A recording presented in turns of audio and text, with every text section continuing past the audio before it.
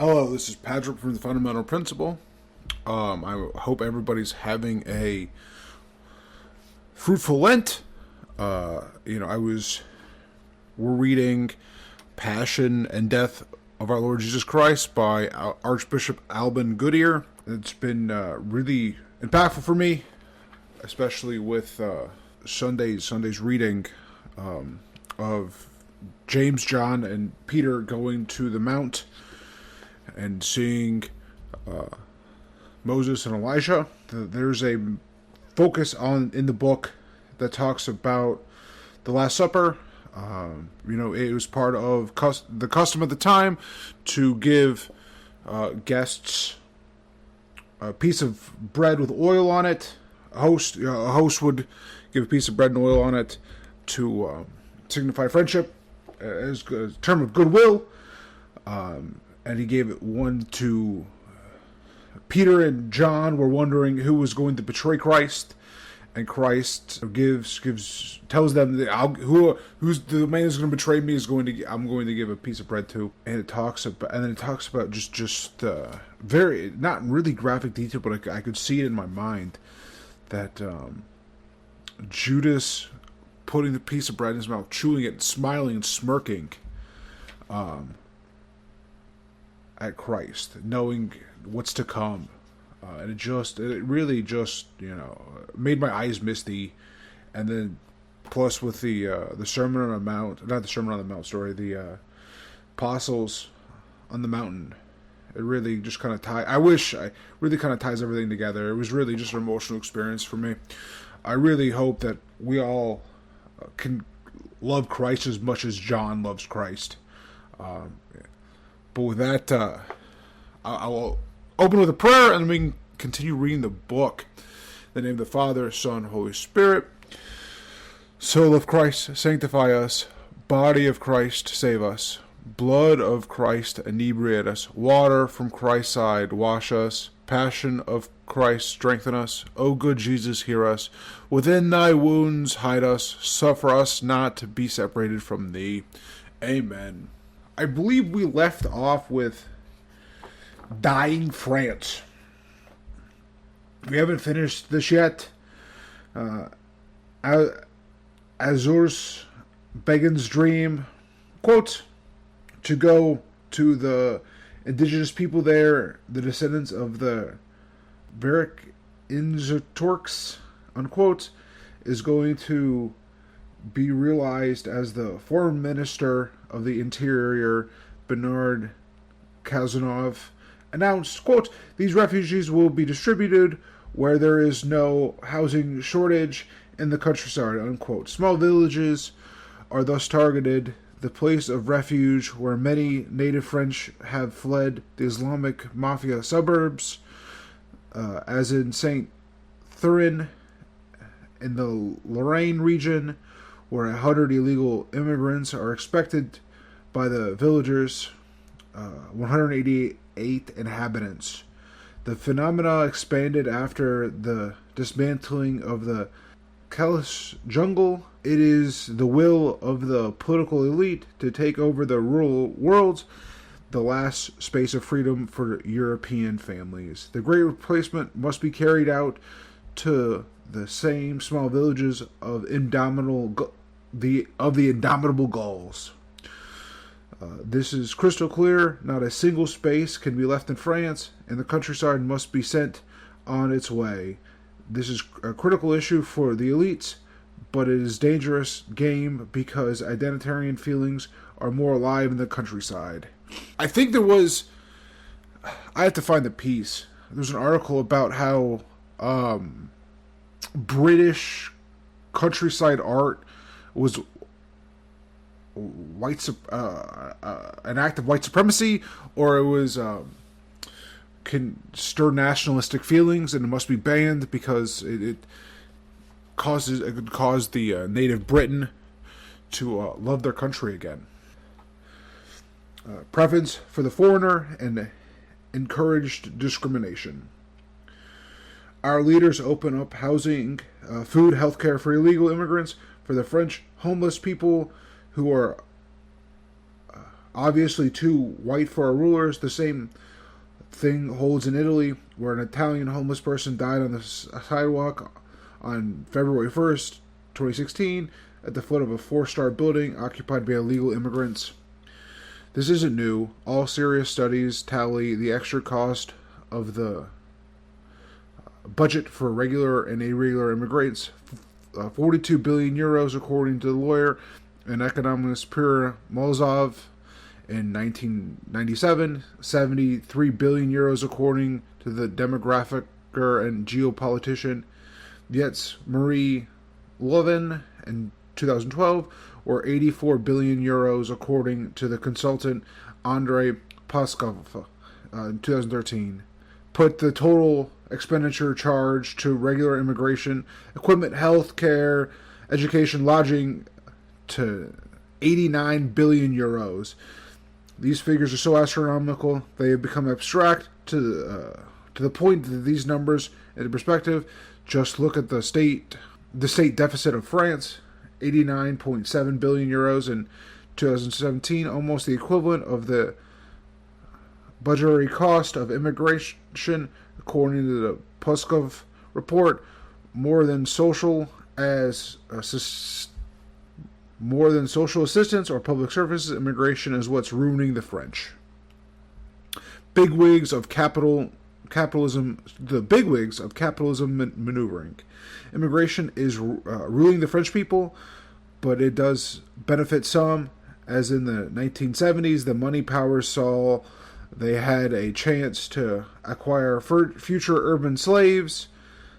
Melvin Sodexo, Total, BNP, Potterbus, Google, ASICS, Siemens, Deutsche Telekom, Bayer, Goldman Sachs, the Western Union multiplied their company donations, inspired, of course, by sincere selfishness.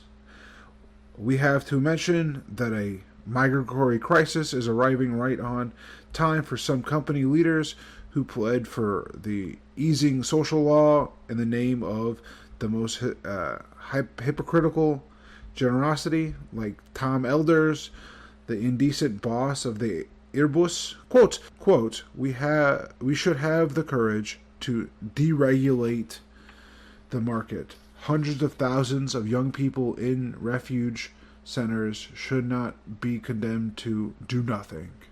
Unquote.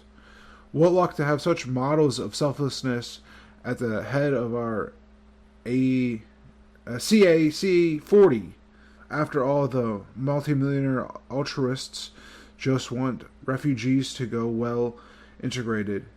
Do you doubt it? Oh, do you party poopers, troublemakers?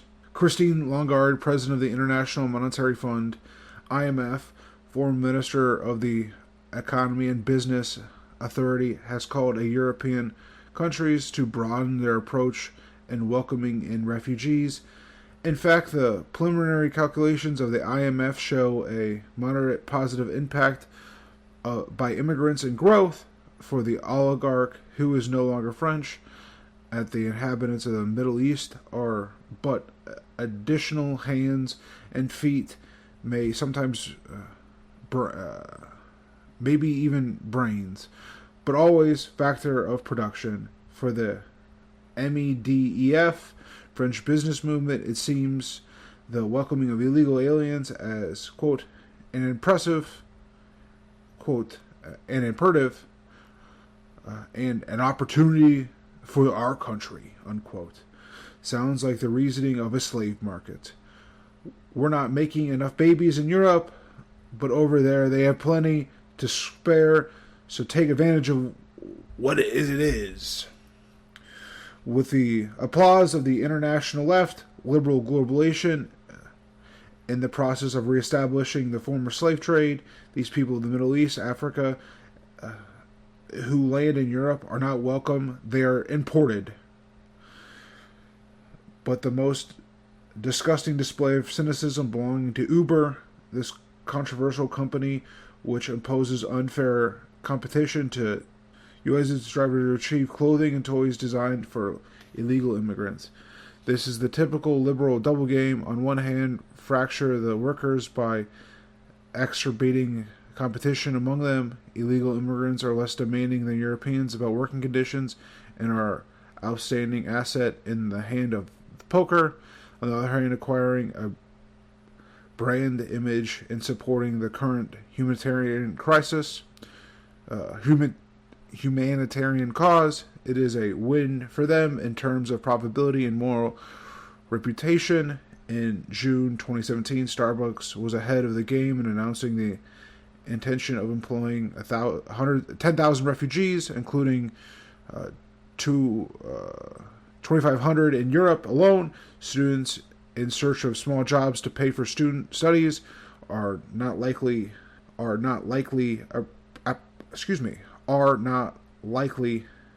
Appreciate this. Not to mention all unemployed people who want to stop being unemployed. But these people are not important to the globalist bigwigs who assert themselves more than ever as the 21st century slave traders. I think we're seeing that now. I think there's a lot of issues.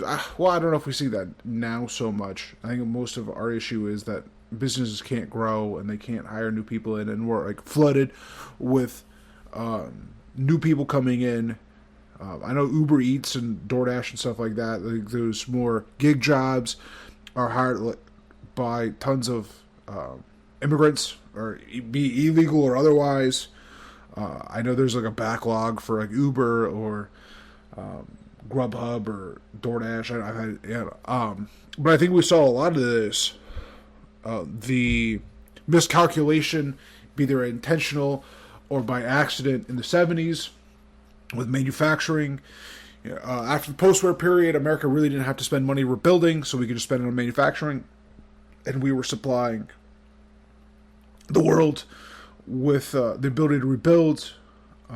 So we were booming, but the unions got too greedy, and as Japan and Europe were rebuilding, and even China at that point their manufacturing was starting to take off or be able to stand on its own.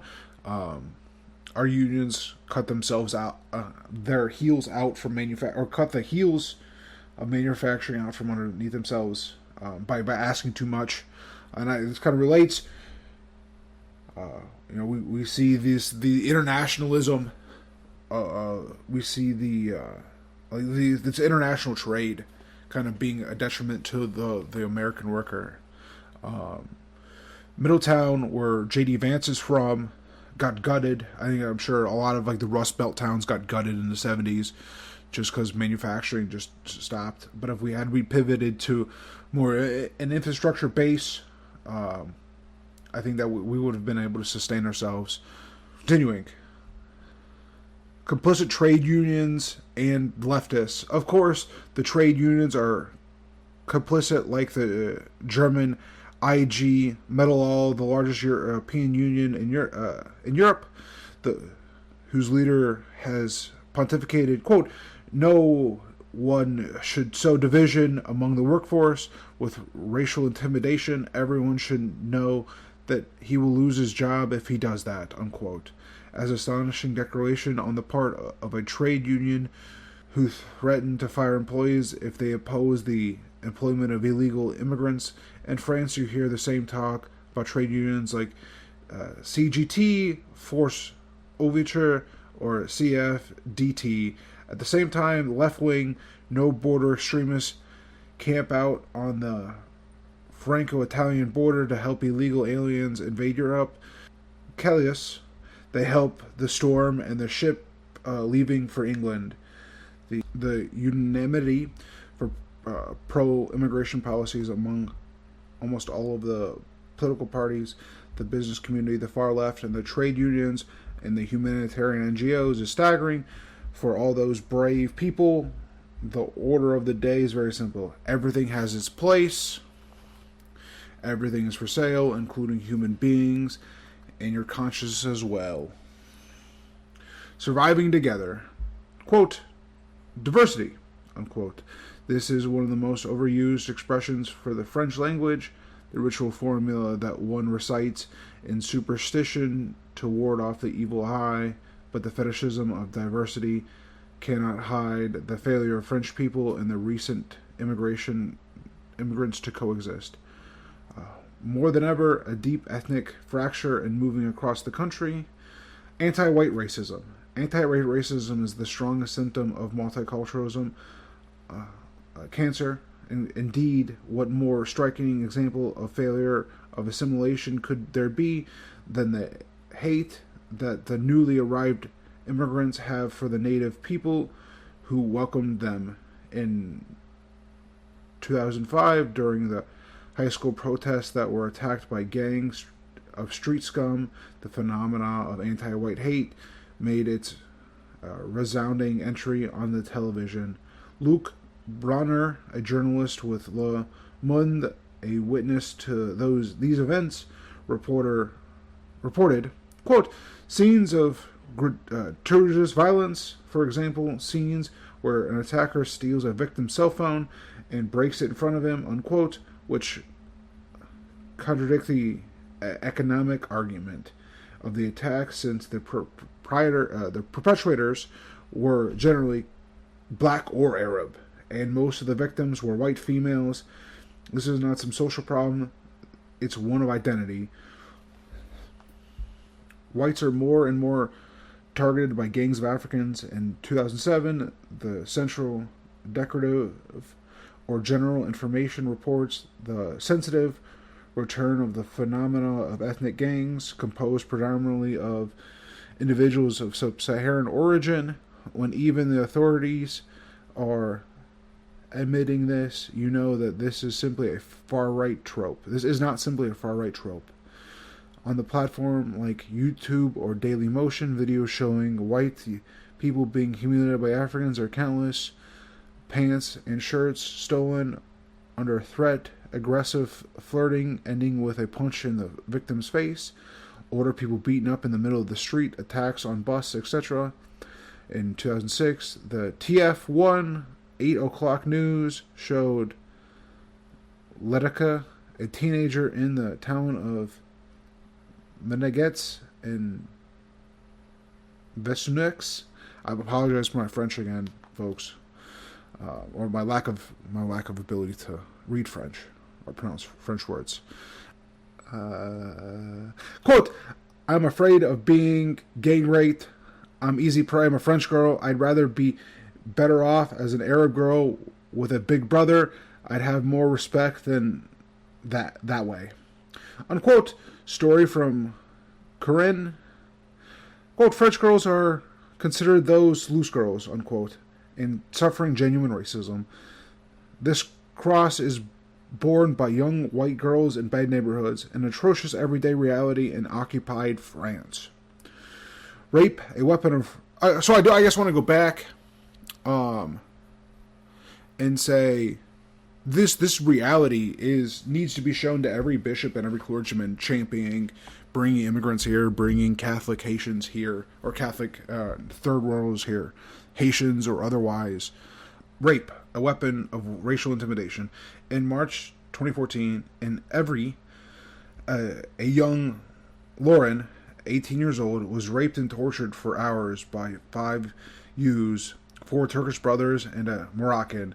This was particularly disturbing about this was that the attackers were between 11 and 17 years old. Before that act took place, Lauren's torturers told her, quote, you're white, you eat pork, we're going to rape you, unquote.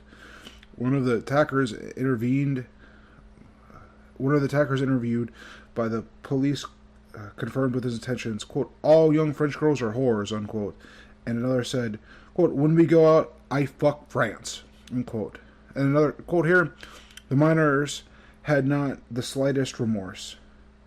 The reporters of Vouchers Alerties, quote here, these are tough quotes, I'm sorry, folks. They would not have touched the young girls if she had been Turkish, unquote. In October 2015, the juvenile court of Asona rejected the racial dimensions of the atrocious attacks, the rape of white women of by the Afro-Muslim happens all over Europe. So this is kind of, a couple months ago we had a so-called American Catholic that talked about we should have a alliance between Muslims and Christians against another Middle Eastern tribe. And it's when I think of that, when I think of this man talking about such a alliance, or even alliance with Marxists, I can't help to think that he's okay with white women being raped, which I think is in line with his character of anti-marriage and anti-white families. So I guess that it all kind of makes sense when thinking about it and hearing these accounts. Sweden has the second highest rate of rape in the world, 53.2 assaults per 100,000 inhabitants, according to a survey by the Gatestone Institute. Perpetrators are almost always Muslim immigrants.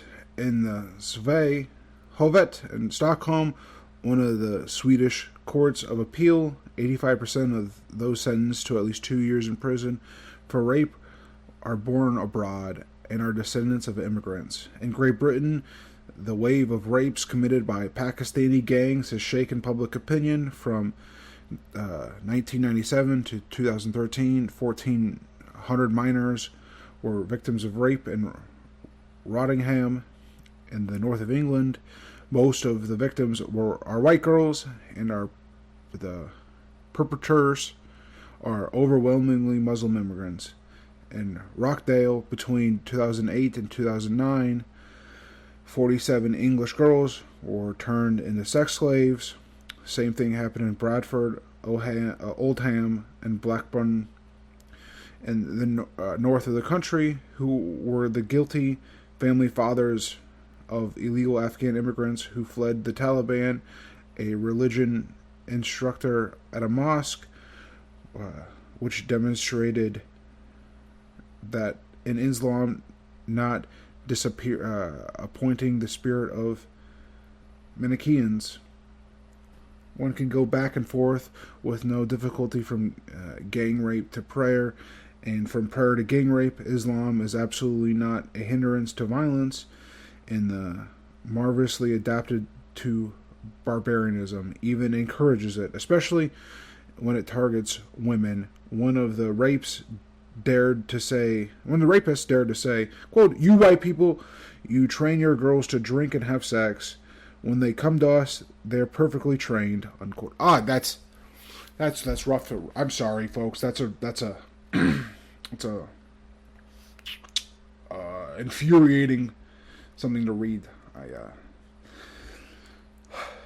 will continue. I don't know how long this is going to be. This is a tough section. The police and social services had been implicated in the affair for not having tried to hush up the fact that this was going on. The police and social services have been implicated in the affair for having tried to hush up the fact that this was going on. The same kind of talk from the imam at the Al-Twaid Mosque in Cologne, Germany, concerning the mass of sexual assaults on New Year's Eve in 2015. Quote, "The women are responsible for the events on December 31st, because they were perfumed and half naked. It is a little wonder that men wanted to attack them." This is Cologne, Germany. Why are they... There's snow every year in Germany, this far north in Germany. What is he talking about? And he continues here. It's like putting oil on fire. It's funny to see an imam to justify rape uses exactly the same language as our political leaders use. This is proof that Muslims are perfectly integrated the codes of political correctness to justify their atrocities. Several weeks after the event on New Year's Eve, the International Observatory of Delinquency and Criminal Sentencing published a study on the rapes in Paris. Over half of the rapists identified by the police are foreign nationality, but again, in the absence of ethnic statistics, we're only seeing the tip of the iceberg. You know, I don't know what to say. Like that's just a brutal read. You know, I'm not gonna push back against TERFs. If you know, I really believe a lot of the anti-male feminist movement is just them against non-whites. I'm sure, you know, obviously white guys have issues, can have issues being sexist or, you know, obscene. But I think a lot of I'm choosing to believe, and maybe this is naive of me, that a lot of the TERF movement, or like the feminist movement, or the stuff about catcalling that I saw growing up was just against like non-whites. You know, I grew up in a fairly white neighborhood, and none of my friends catcalled. I don't know anybody that did. I never saw anybody that would catcall. I sure didn't. Even in secular places, like that just wasn't done. So it's like I had a really hard time like catcalling, and it's like, oh, okay, now it's just black people calling out white girls or hooting and hollering towards white girls. That makes a lot of sense. You know, so I have a little more charity to feminists now as an adult than I did ever have. Just reading about this stuff. The law of silence. When facing anti-white racism, the media and the political class maintain a complicit silence.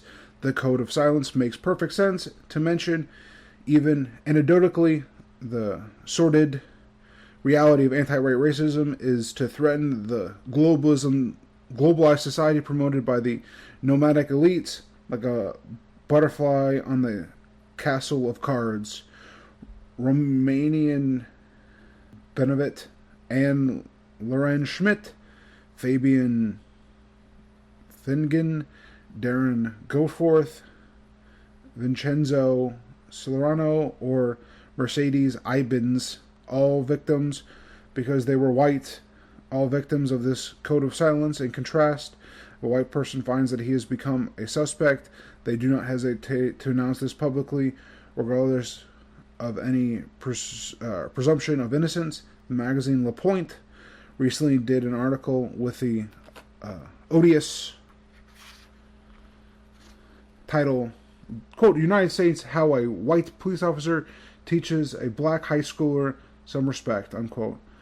Whites, who are the first victims of racism in France and in Europe, only exist to be overwhelmed by every evil of earth. In fact, so many barbaric acts and sins has become impossible to deny the evidence. Our leaders try to cover over the denunciation of anti-white racism in order to avoid benefiting the far-right party National Front.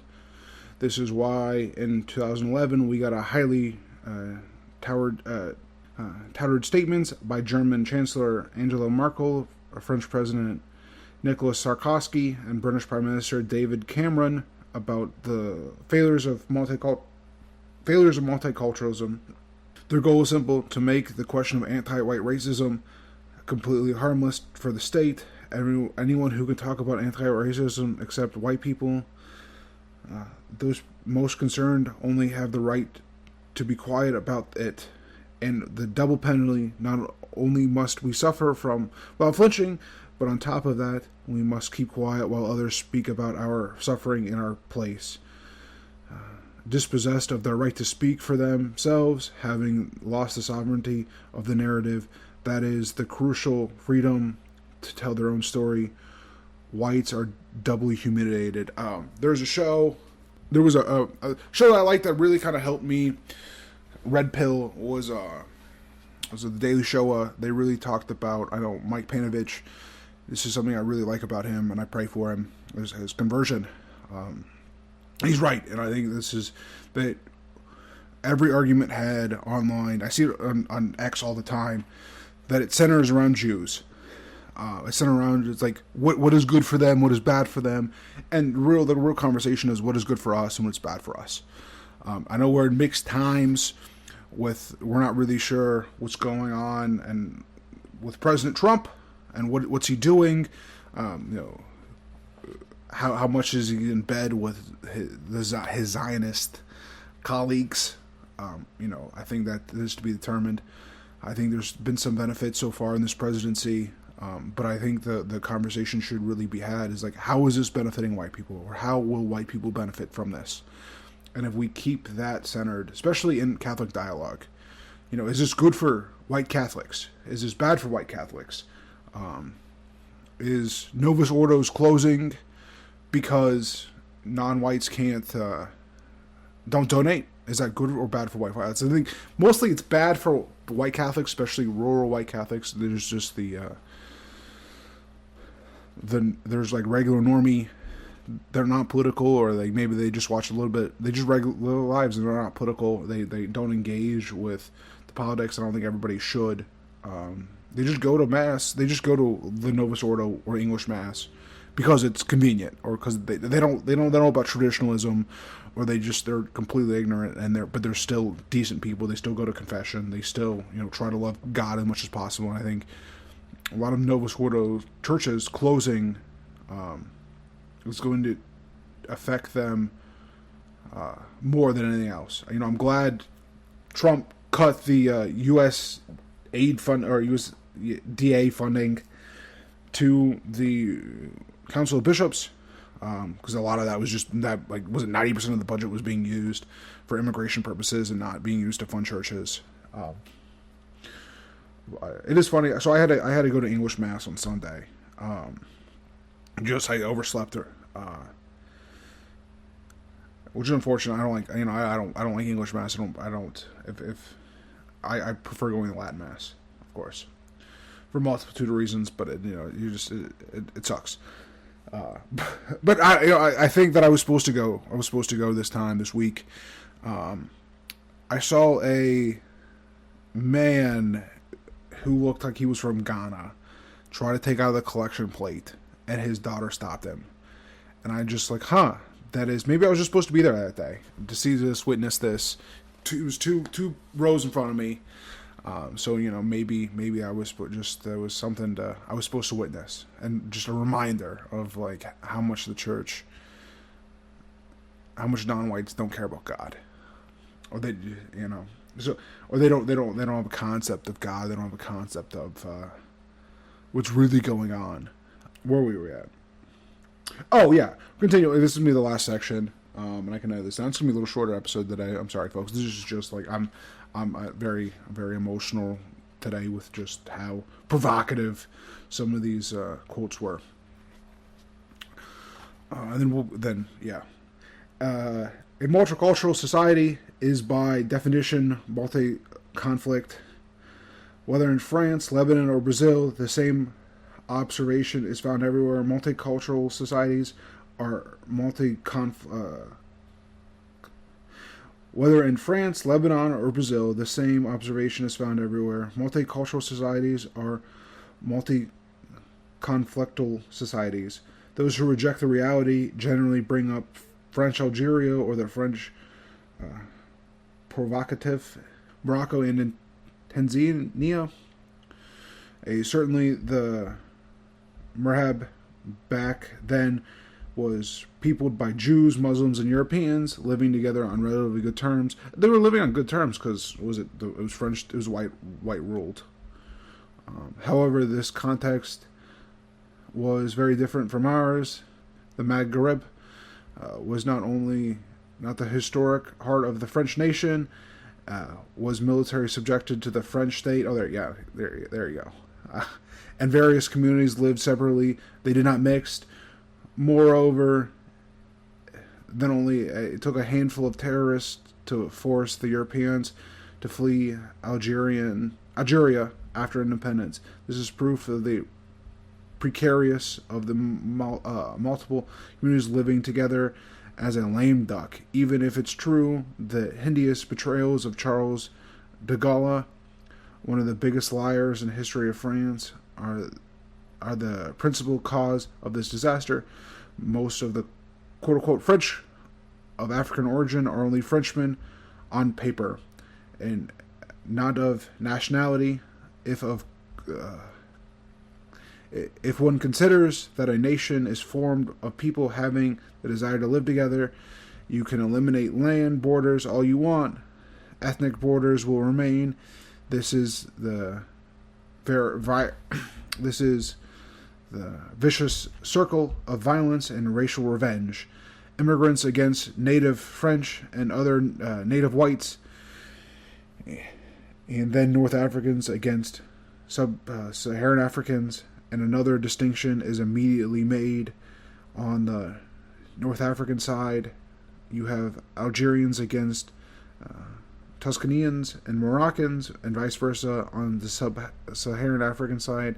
If the Senegalese gang up against the Manchurians, as soon as they win, they self-divide among the lines of Wolfel and Surder.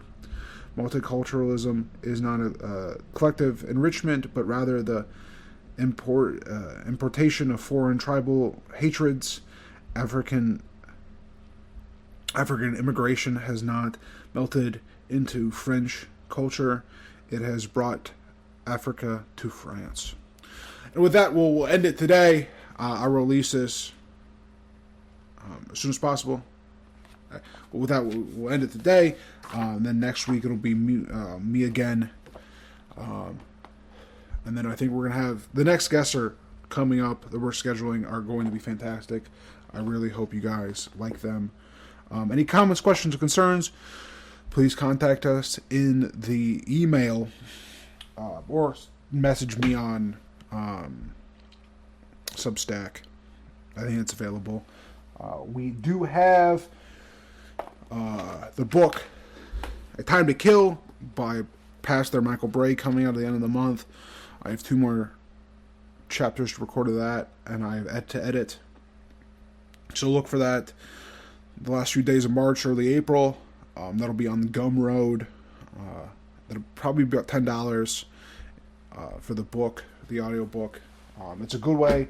If you want content, we do have general donations, but if you're looking to support me or Jerome, and you would like something out of it, other than the content we already provide, it'll be able to be bought there at the Gumroad. And then we have a general donation button in the Gumroad. I think that's available. I can double check. But I do appreciate everybody who supported us so far. Anybody who gives feedback, I really like. This is a new project, audio project for me. I really appreciate everybody that's kind of reached out and helps along the way. But God bless everybody. Take care.